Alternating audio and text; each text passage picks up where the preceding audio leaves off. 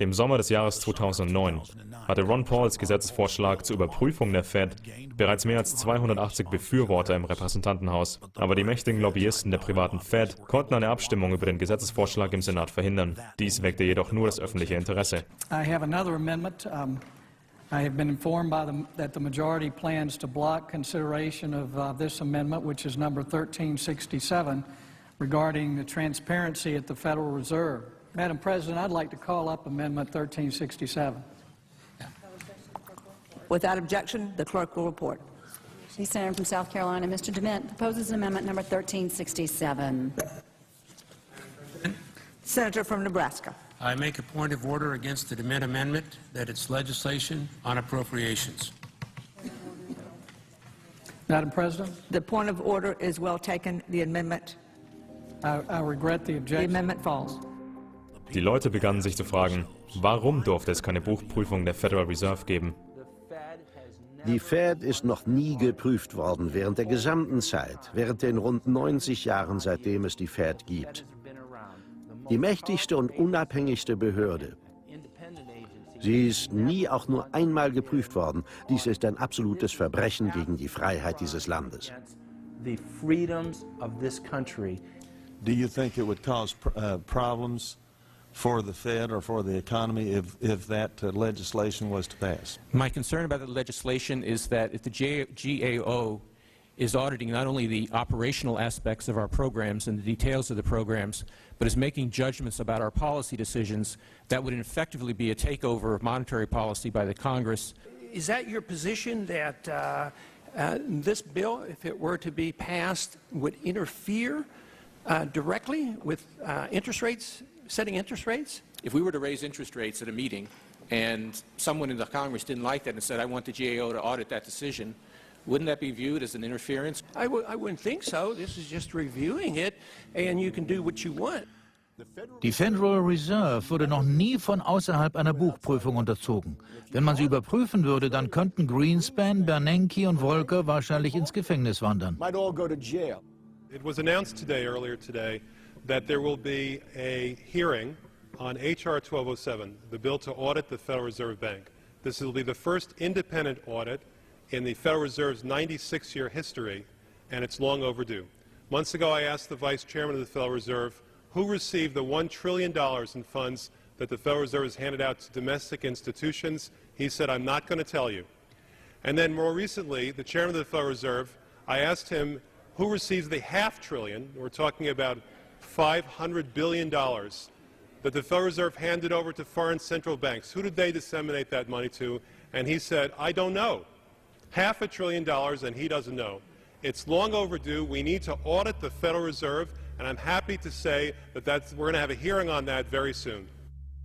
Der wirklich einzige Weg, auf dem Amerika sich aus der gegenwärtigen Misere befreien kann, ist die völlige Schließung der Federal Reserve.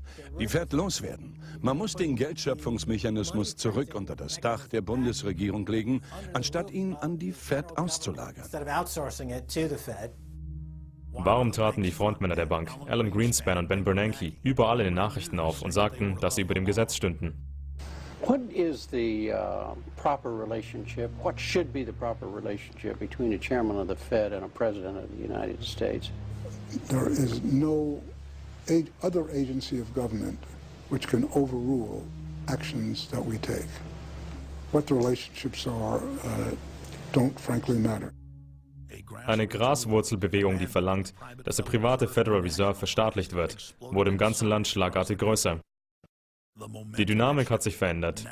Nun sind es die arroganten Zentralbanker, die es mit der Angst bekommen. Sie hatten geplant, ihre inszenierte Krise zu benutzen, um eine allmächtige Weltzentralbank einzuführen. Sofort wird jedes andere Land zur gleichen Zeit aktiv. Der Internationale Währungsfonds wird beim G20-Treffen erwähnt. Das heißt, dass er zur vollen Machtfülle gebracht werden müsse. Und wir brauchen ein zweites Bretton Woods für Weltsteuern. Was ist die Weltregierung? Jahrzehntelang haben die Medien ihre Existenz geleugnet.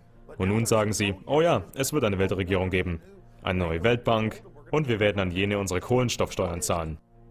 Worum handelt es sich? Es ist nichts weiter als eine private, feindselige Übernahme jeder souveränen Nation auf dieser Welt.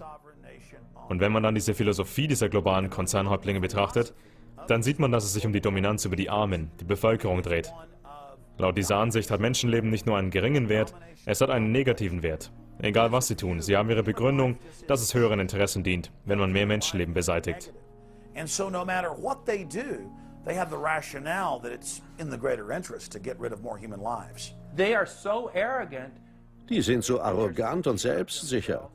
Sie sagen, ja, wir haben die Europäische Union geschaffen, wir haben den Euro geschaffen. Und das stammt von den Bilderberg-Leuten. Wir werden eine Weltbank erschaffen, wir werden eine Weltregierung erschaffen. Die verkünden das laut und deutlich. Plötzlich wurden ihre regionalen Frontbanken auf der ganzen Welt von souveränen Bevölkerungen als illegale Schattenregierungen entlarvt. Die Lenker hatten zu überhastet gehandelt und ihren Einfluss verraten. Völker auf dem ganzen Planeten durchschauten die Fassade des Establishments, durchschauten die Marionettenregierungen und sahen die globalen Architekten, die deren Fäden zogen. Wo ist das amerikanische Volk? Warum haben sie ihre Würde verloren? Was hält sie davon ab, sich dagegen zu äußern? Warum sind sie zu Duckmäusern geworden, die den Rattenfängern folgen? Wie können sie zu diesen armseligen Politikern aufschauen? Pathetic politicians. Go sit down. I have a question for this young man. He has the right to be represented. I'm his father, and I want to talk to you face to face. Why not a lobbyist with all kind of money to stuff in your pocket so that you can cheat the citizens of this country? So I'll leave, and you can do whatever the hell you please to do. One day God's gonna stand before you, and He's gonna judge you and the rest of your damn cronies up on the hill. And then you will get your just desserts.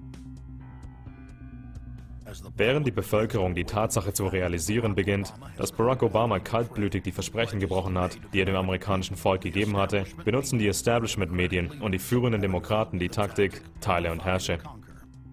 I think they're you be the judge of carrying swastikas and symbols like that to a town meeting on healthcare. An overwhelming portion of the intensely demonstrated animosity toward President Barack Obama is based on the fact that he is a black man.